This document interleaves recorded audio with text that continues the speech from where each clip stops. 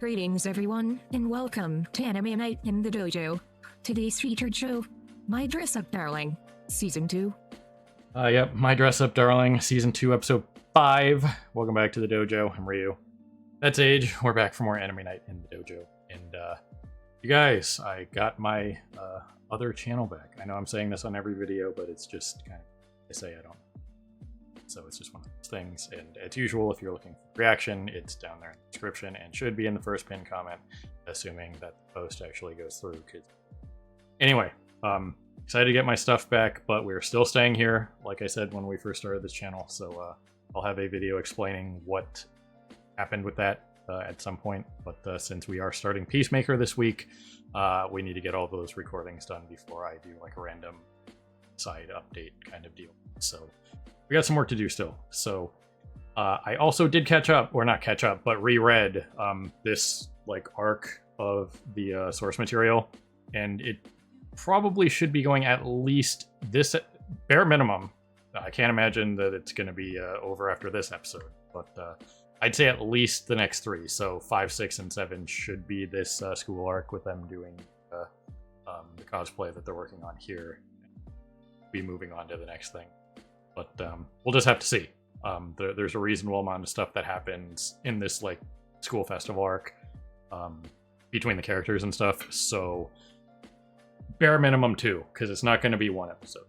So I'm caught up. I know we're or reread, so I know what's going on, just so I can like have that opinion of, okay, did they just like do what they needed to? How did they add to it? That kind of thing that I talked about. So, and I now have the series bookmarked where I needed it to. So this ends on chapter 64 when they go into the next thing.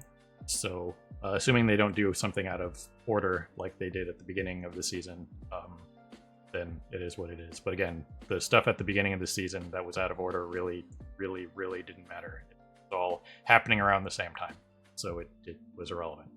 But anyway, as for this, we're just going to be continuing this. Gojo's working on this to perfect the suit. And I believe they were trying to shell out the like rainbow rose thing. And holy crap, the Crunchyroll player already reset itself. You guys can't see it because I have the timer thing up right there. But man, it's been like 3 minutes. So let me bring that back to 0 so the timer is correct when I push the button. But yeah, so I'm looking forward to the madness. There's some I assume there's going to be a pretty interesting line delivery from Noah in this episode, especially since I believe the name of this episode got removed or something off of Crunchyroll, but before they removed it or shifted it or whatever, it's a line that Noah says that's pretty hilarious, and I need better context. So I kind of want to see what happens. So anyway, we're gonna go ahead, set up timer for the stuff on Patreon, and if you're still over here on YouTube, we will see you on the other side of the edit as usual for the discussion. And so here goes some. Well, alrighty then. Again, I just finished talking about it at the end of the reaction there. Shot for shot, everything that happened in this section of the source material, minus the puppet theater thing. That was new and exciting for that bit of the description of the Hina doll stuff, which was cool. Nice that they're keeping that going, because the author does talk about the Hina doll stuff a lot. So they're not omitting that, because it's, again, a big part of Gojo's character and his grandfather's character. Obviously, that's their business. So them just kind of hand-waving stuff. We talked about that with like Okarun and the occult stuff in Dan this week too. So it's always nice when they don't just like shelve random character trait, like starting what are essentially starting character traits. You know what I mean? You don't roll a D&D character and then all of a sudden, you know, you don't have one of the talents you started with, whatever, later down the line. You know what I mean? Yeah. So I always think it's important to, when you establish a character as, say, an occult guy like Okarun or Gojo, you know, he's doing the Hina doll stuff, that they don't just put that on the back burner and that's always happening off screen. You know what I mean? So that, for not really spoiler territory, but they, in the source material, they never really drop it. So that's a good thing. But yeah, again, shot for shot, everything that happened. Marine's cooking, again, there is the panel, or one of the panels. Yeah, they use multiple panels in this from the actual source material. You can see it there. And this is where Gojo effed up.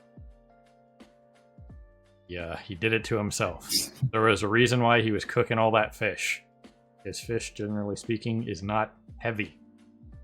What Maureen was throwing at him was heavy as all hell. Did you guys see that block of spam?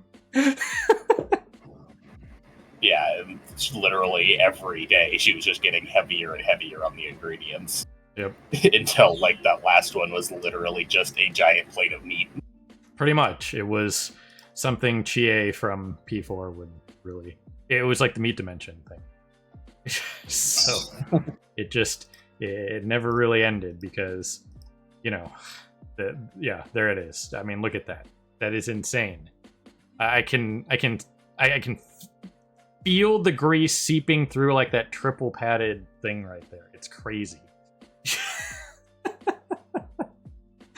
We talk about Food Wars stuff on the channel a lot, but man, Soma would have a field day with this one. But either way, again, great episode for what it was. It did everything that it needed to. It added every little extra thing that they needed to for what they needed to do for the anime stuff. Gojo having his existential crisis about, the suit not fitting perfectly, and him being able to ask somebody for help, even if what's his name isn't the manliest man of all time. He knows how to carry himself is the best term for, adjusting your posture to be more masculine or feminine. That is, in fact, a thing. In case anybody's wondering.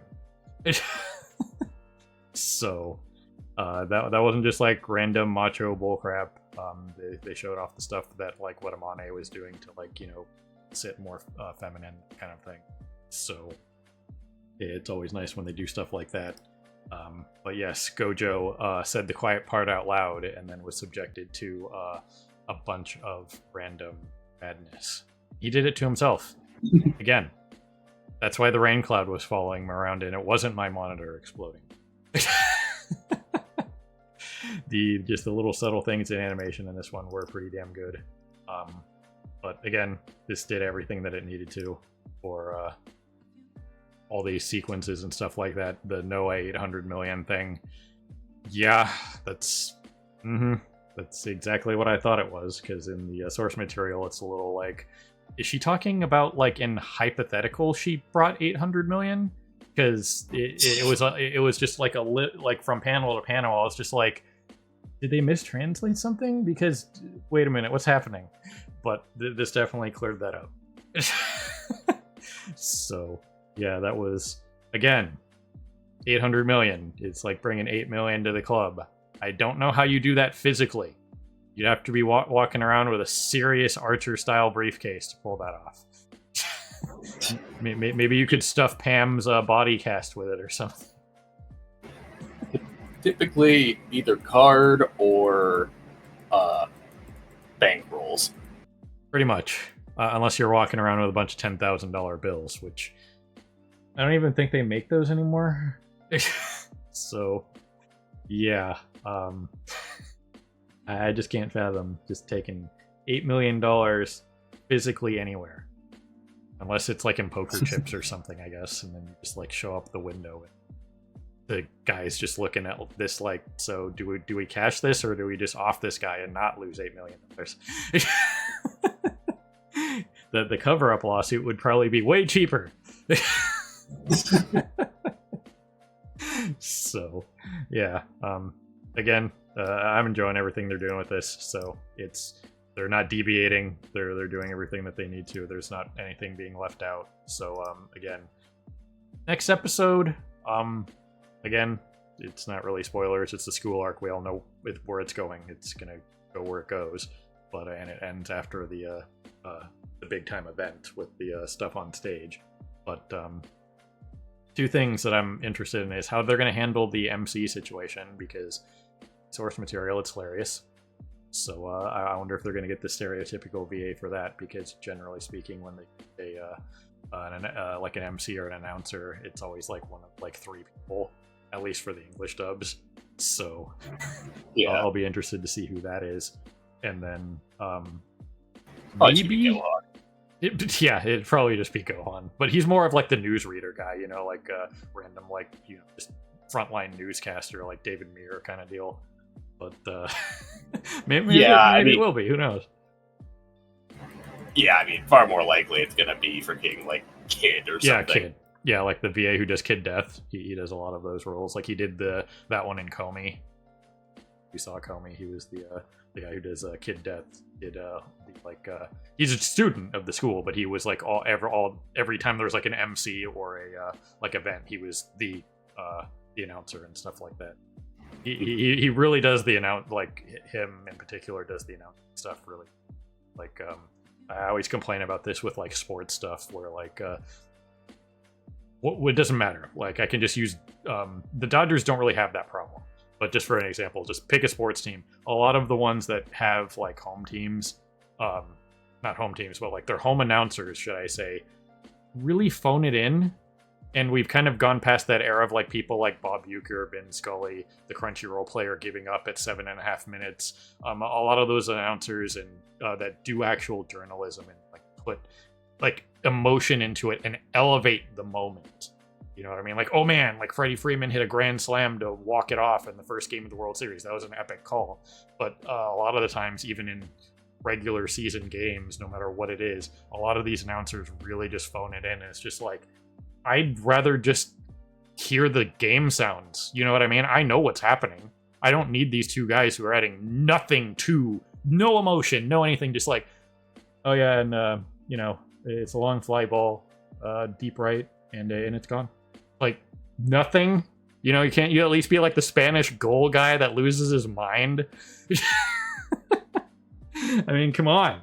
It's supposed to be a good thing for your team. Holy crap. But or at least get mad at the umpires. Like sometimes those guys get mad at the umpires and calls and stuff, but I don't know. It's just one of those things where you got to appreciate people who put effort into their craft. And if your craft is an announcer and you're just kind of just like monotone going through everything, just like, oh yeah, and it was a ground ball to third, or it's intercepted by whoever in the end zone, that kind of stuff, whatever. There's another icing call. It's nothing. Not that icing in hockey is like super exciting or anything. Still, you guys get what I mean. You have to emote, like the legendary Harold Zoid, just like that. Boom. There's a Futurama reference. We're all over the place. But yes, I'm glad they're sticking to everything that they need to for the show, because we have seen stuff. Overlord is a prime example of things just being left out or random things being added that are just like, why is this here exactly? And luckily they kind of rectified the situation with that movie that we watched a couple months ago. But I mean, they still left stuff out of the movie. It's just it was still good. And like most of the stuff that they left out of it was fine, apart from the rune magic thing. Yeah. But either way, once again, outside of the puppet thing, which that's not detracting from anything. They were just sitting around the dinner table and talking, so they made it a puppet theater thing. Hilarious. You gotta appreciate that. It's a nice addition for the anime, that kind of thing. So, again, all of this was shot for shot exactly what happens, down to, like I said, what's his name better cut off Maureen's head when he takes the picture because it's hilarious, and then she gets mad at him. So that was also important. And then just pushing the norm that liking something that isn't traditionally for your gender or whatever is fine. You know what I mean? It's not that big of a deal. But we've already established, there are male beauticians, there are female coaches for whatever. It doesn't matter. You know what I mean? We've had this discussion before. You can like whatever you want, as long as it's not like actively harming people or something super bad, and we talked about that earlier in the season, then like whatever you like. It's not a big deal. And if people give you shit for it, ignore them, because who cares? So do what you like. But either way, what I wanted to find here, and hopefully I won't get punched in the face for copyright, but this is just going to be like 3 frames. was I wanted that pie chart. Or it wasn't a pie chart, it was like the hierarchy of this guy's. There it is. The Morita family hierarchy. We got grandma at the top, then mom, 2 older and 1 little sister. The dog is apparently above dad and Kensei for... Oh, they're talking about this guy's family tree? I thought they were talking about this guy's hierarchy of the remote. Oh, no, they were making fun of him for how dumb he is. Right. Yeah, no, the whole thing was like he was commenting about how he'd seen it too, and that was the guy's comment was that's just because you weren't in charge of the remote, and so it showed the family hierarchy. That's what it was. It was that his sister's higher on the hierarchy, so therefore he doesn't have any say on what they're watching. Right, which I didn't see the dog thing, so the dog in Kensei's family controls more of the remote than him and his dad, which, if he's anything like his dad, which he probably is, then yep. And you're never going to supplant grandma. Nobody supplants grandma, except for great-grandma, I guess. Imagine making it that far and your grandma and your mom's still alive, so you have to be like, well, great-grandma's in charge. One day, I will be top of grandma tree, but I'm not there yet. You're like 75 or 80. It's like, man... I only get to be head grandma for like 15, 20 years. This is bullcrap. That's gonna be me. But anyway, again, solid episode. They did everything they needed to. The subtlety of Maureen being mad at this guy, not because of what he said, not this guy, but Kensei, not because of what he said, but because he got touchy with Gojo. That is why she was upset. 100%. Let's just clear that up right now. It's not because he's being loud and annoying. It's because he wrapped his arm around Gojo. And she hasn't done that yet. So, well, she kind of has, but she doesn't want other people doing it. Doesn't matter if it's a guy. It still has the same effect.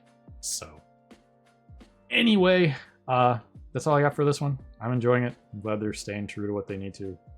Keeping up with the character stuff, the background stuff, the all this like sewing stuff and stuff like that we've talked about. That doesn't really reiterating unless they stop doing it, then we'll mention it. But they're continuing with that. They're keeping up with the craft stuff. So Marine still can't sew. I mean, I don't know how to sew, but I don't know how she did what she did with that button.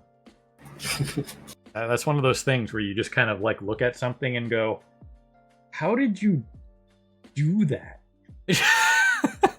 How did you manage that?" You know what I mean? Cross in front, stripes in back. Pretty much. It's that simple. Indeed. So that's all I got for this one. You got anything else, Age?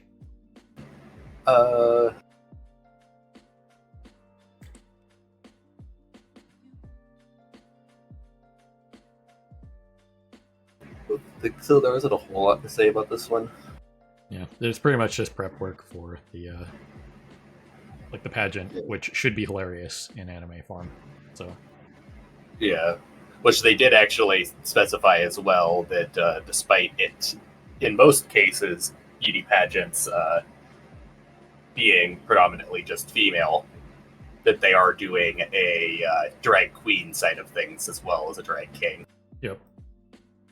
So that will be something interesting that I hope they do add for the anime, because this isn't really spoilers. I'm just stating a fact, is that in the source material, they just show what Maureen does. Mm-hmm. So I assume they show her and the 2 MCs. That's about it. And then what happens during that sequence. I kind of hope that they show like some of the other characters that are doing the event. You know what I mean? Even as like a montage or something. That'd be something that they could add for the anime that would make sense. You know what I mean? So that would be cool if they did something like that, especially since they've kind of like brought light to it with the stuff on the chalkboard and whatnot. So anyway, ladies and gentlemen, people of YouTube, beyond, however you're watching, we always appreciate you stopping by and hanging with us during the dojo for more Anime Night in the Dojo. And this was My Dress Up Darling, Season 2, Episode 5. So have a good morning, evening, afternoon, whatever it is for you. Have a good one. We'll see you next time. Hey everyone, Victoria here. If you enjoyed the video, please consider pushing those like and subscribe buttons. Your support is greatly appreciated. Thanks again for your time, and we hope to see you again in the future.